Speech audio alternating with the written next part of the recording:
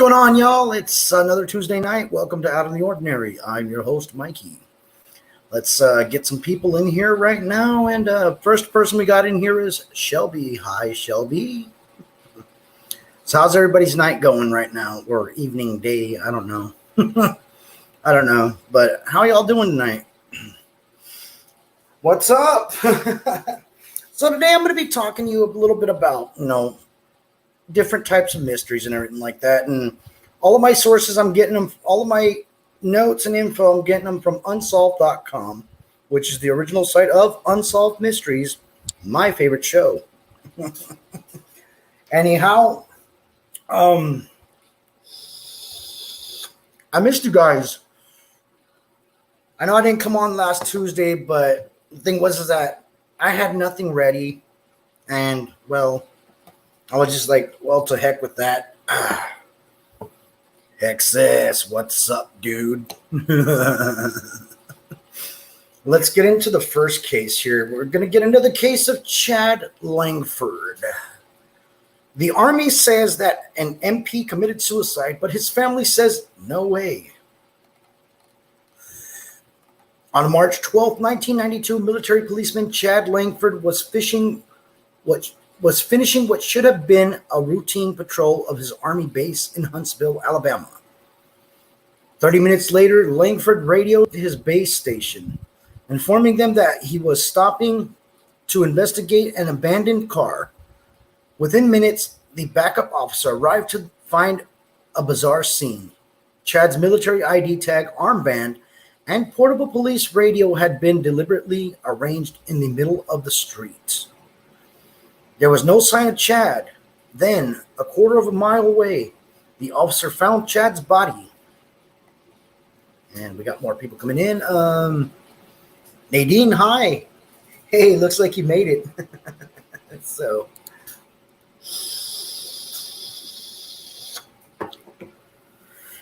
the officer was shocked by Chad's condition in his head. His head was bleeding, and he was barely breathing.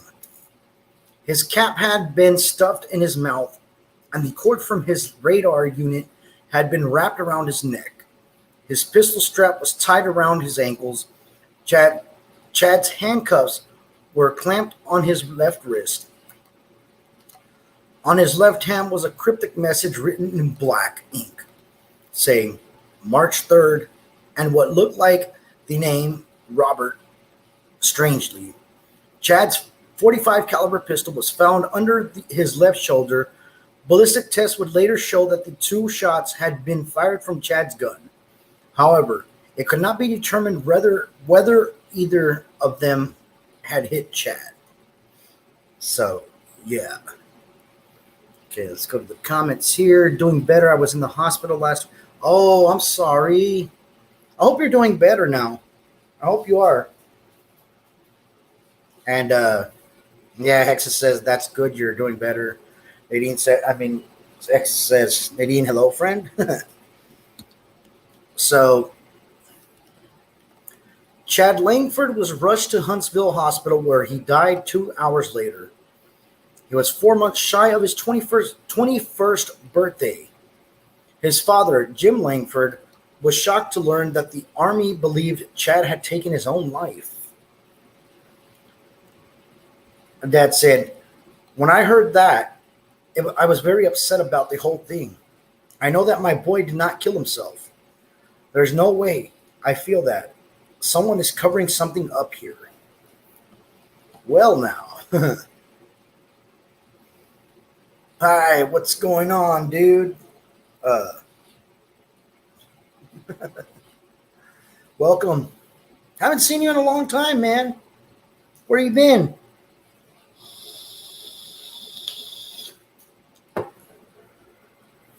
Anyhow, Chad Langford was raised by his father and grandmother in a small Northern California community. He joined the Army right after high school and was stationed in South Korea. There, he earned several good conduct medals. At the conclusion of that tour of duty, Chad loved Army life and planned to re-enlist. Then in early 1992, Jim Langford noticed a change in his son's behavior. So Shelby says, "Yeah, I was severely dehydrated and my kidney was trying to shut down on me, and I couldn't keep anything down." Ooh, oh man, I'm sorry to hear that. That's never a good sign. Anyhow, Hexa says, "Hey Cosmo, how are you?" Yes, that's right. His name's Cosmo. Hi, Cosmo.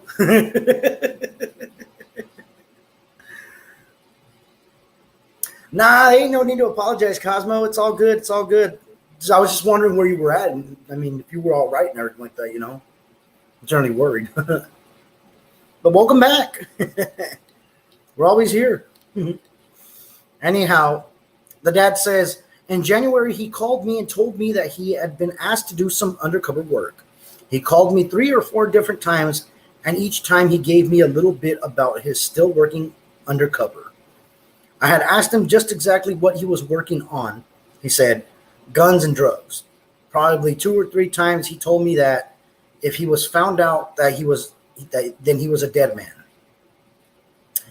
At that time, I told him, you got to get out of this. And he came back with, I can't get out of it. So, hi, Jennifer. How you doing? How you doing?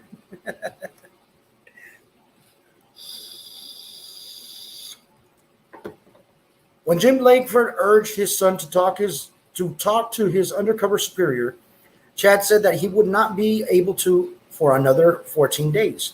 But 14 days later, Chad was found bleeding with the fatal bullet wound to his head. And the Army's Criminal Investigation Division, or CID, reviewed Chad's death for 4 months. The report stated that Langford had not been involved in any undercover narcotics work. Okay, hold on. The CID finding echoed the Army preliminary judgment. Chad has taken his own life. The report included the CID called a psychological autopsy, a post-mortem evaluation of mental health. It is described that Langford as having serious, lifelong emotional problems. Jim Langford was immediately skeptical after hearing the military's official evaluation. And then Jim says, I'm sorry, but I just can't believe that any of that. I mean, I raised the boy for 20 years. I know him better than that. And the military has psychologists out to talk to you, or call you over the phone and talk to you for 10 minutes. And then they complete life story of everybody, and they're so far off base. It's unbelievable. The report claimed that Chad's suicide was triggered by a breakup with his girlfriend. However, Chad's former girlfriend Roxanne disagreed, and she says, the CID reported that Chad committed suicide over my breaking up with him, but that wasn't true. I didn't break up with Chad. Chad broke up with me, she said. I had a feeling that someone was telling him to break it off with me, and I think Chad did it to protect me or something. So there's been a lot of mystery in this one, and we'll get to see what it is here. Roxanne saw Chad for the first time 5 days before his death at the base nightclub. He seemed to have dramatically changed. Chad was dressed in all black, gang-style clothing. He sported an earring and was hanging out with several rough-looking men Roxanne had not seen before. Langford's changes tie in with other shocking CID allegations. In their report, the Army claimed that Chad had not been plotting to steal from the Army PX and cited reviews with 3 soldiers to prove it. Chad's father believed that there was a legitimate explanation for any contact his son may have had with these criminal elements on the base. The dad says, Maybe they were trying to recruit him. Maybe this was what he was doing with the informant or the undercover work. Chad left phone messages for several friends just hours before his death. The CID interpreted Chad's calls as goodbye messages to those who he cared for the most. However, Chad's father never received a call. The father says, Chad would have called me. I know he would have. He would have called me if something was to point where he was going to commit suicide. I know he would have, but didn't call me and didn't call his grandmother. So there was no goodbye calls as far as I'm concerned. The psychological autopsy claimed that Chad Langford had profound lack of self-esteem and was desperate to create a new image. Even at the cost of his own life, according to the report, Chad felt the glory eluding him in life would finally be his if he appeared to have died in a heroic last stand. They said he called in a false report of an abandoned car, that he had staged the scene to look as if he had been associated. Oh, accosted. There we go. My bad. And then murdered. The official report even claimed that Chad's account of undercover assignments were a total invention. Chad's family, however, did not believe he committed suicide. Neither did the Huntsville reporter Julie Schultz. Schultz. Julie Schultz says, to start with it was very bizarre. Even from the night it happened, because the Huntsville Police Department and other law enforcement agencies never heard a word from the Army about any of it. And generally, when there's a police officer that's shot, I mean, there'll be a manhunt everywhere. Even before the Army ruled it as it was a suicide, there were just wild speculations as to what could have happened to him. People were saying espionage, drug deals, all kinds of things. Then it perpetuated itself as it went with the CID reports. Chad's father also believed that the military police missed opportunities to question possible suspects that night. The MP stopped 2 different cars within a mile of where Chad was found. According to Jim Langford, in both cases, the drivers were never questioned. It's actually crazy, he said. You're talking about a murder here. And it appears to me that anybody within the 3 or 4 mile radius of that place should have been stopped and held for some time. They didn't do that. Chad Langford's final hours remains shrouded in mystery. Did he invent the tale of undercover intrigue and then stage his heroic death? Or did Chad Langford truly die a hero, gunned down in the line of duty? So, yeah, there's that. And let's go to another case here real quick. Okay.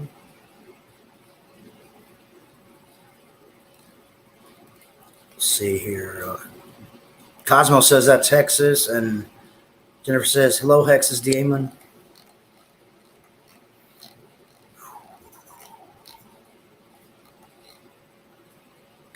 Let's go to the archives here. All right, so I want to talk about, let's see.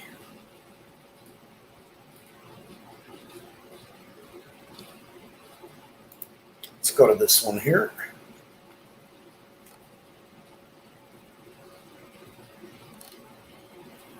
Let's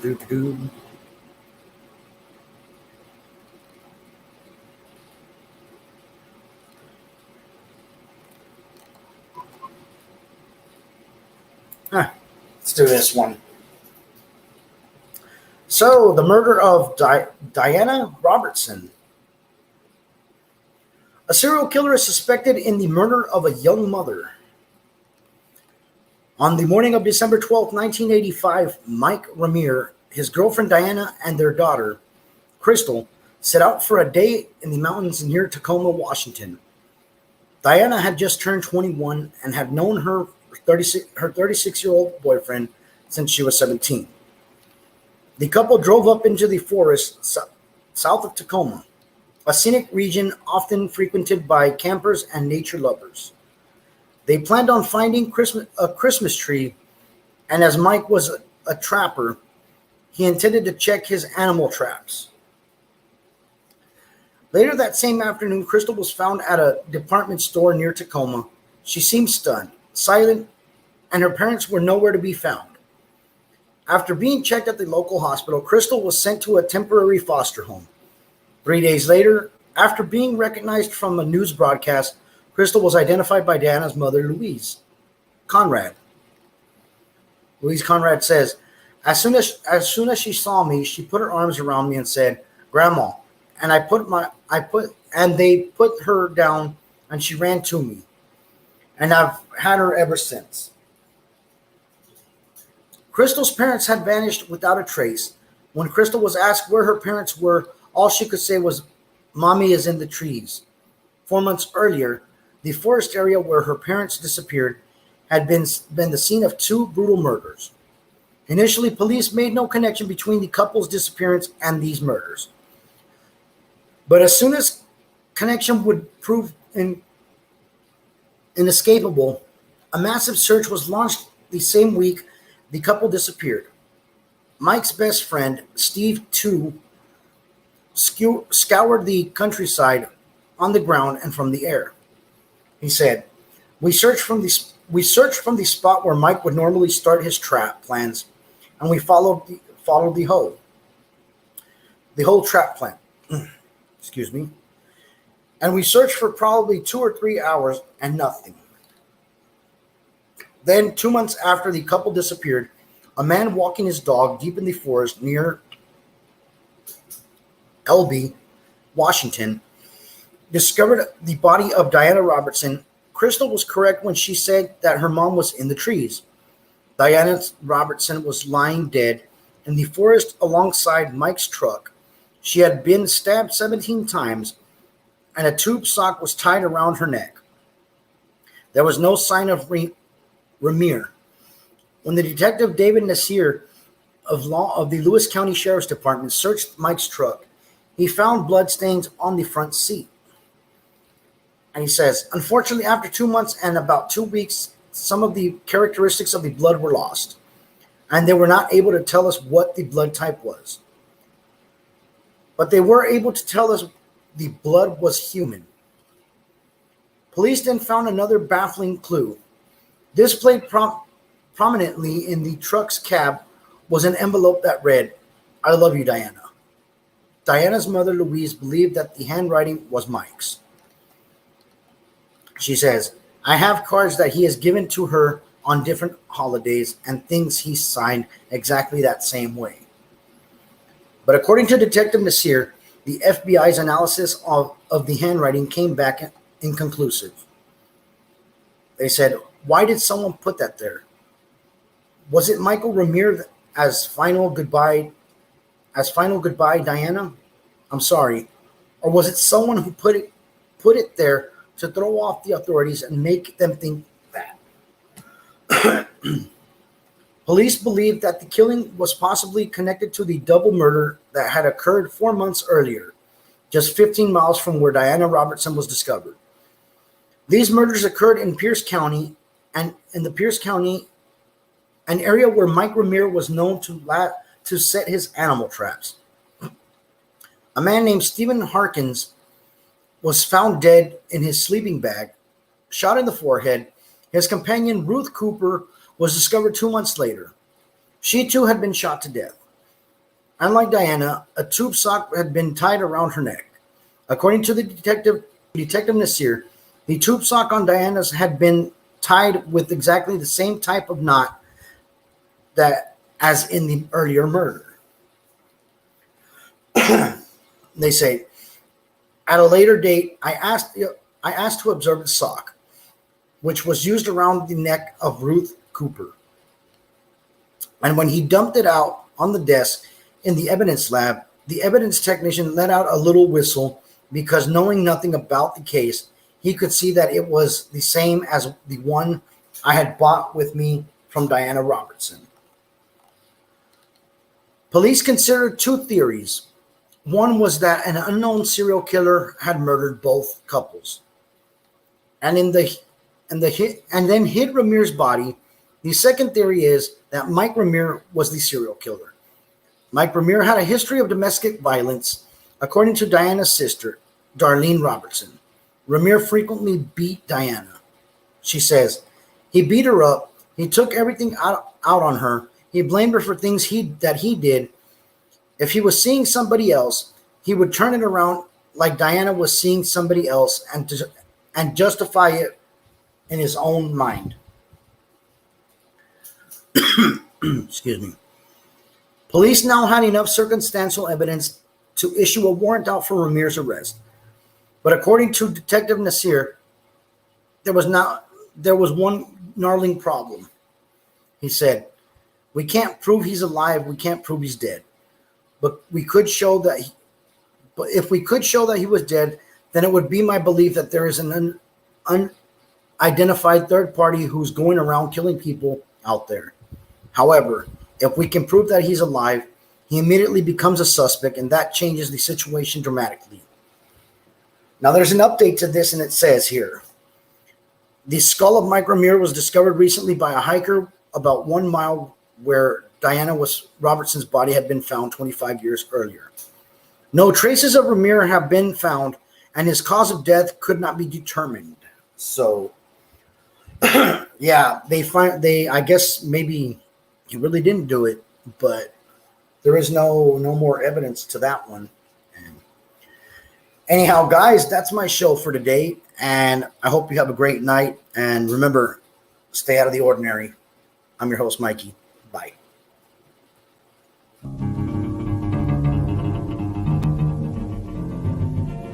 I don't know, set the world higher. I